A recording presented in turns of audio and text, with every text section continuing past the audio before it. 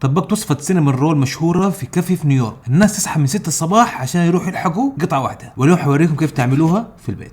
وبدأت الحكاية من الصباح. بدأت أحضر في العجينة، وخلطت المويه والحليب والخميرة والسكر وسبناها ترتاح لما تكونت الرغوة. في العجانة نحط الدقيق والسكر والملح، ونحط الزبدة بحرارة الغرفة وبيضتين، نعجنها لمدة دقيقة، وبعدين نحط خليط الخميرة، وبعدين نعجنها لمدة 8 دقائق. والعجينة المفروض تكون معاكم لينة مرة بس ما تلصق في يدكم. نغطي العجينة ونخليها تتخمر.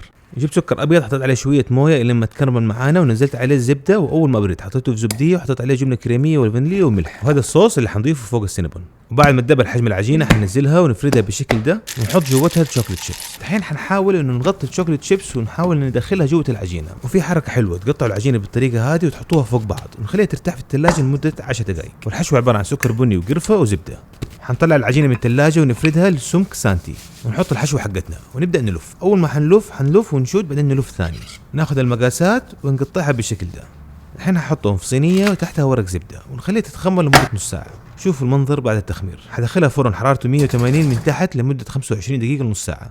فاكرين لما حطينا العجينه فوق بعض وخليناها ترتاح؟ عملت لنا طبقات زي الكرواسون، وندهنها بصوص الكراميل اللي عملناه ونحط فوقها شويه لوز. وجاء وقت التقديم. خلينا نشوف المنظر واحنا بنشيلها. الى الان المنظر 10/10، والعجينه طلعت من برا مقمره ومن جوا جدا طريه، واللي يميزها ان كلها فقاعات من جوا، يعني مره خفيفه. اكتبوا لي تحت، هل تفوز الوصفه؟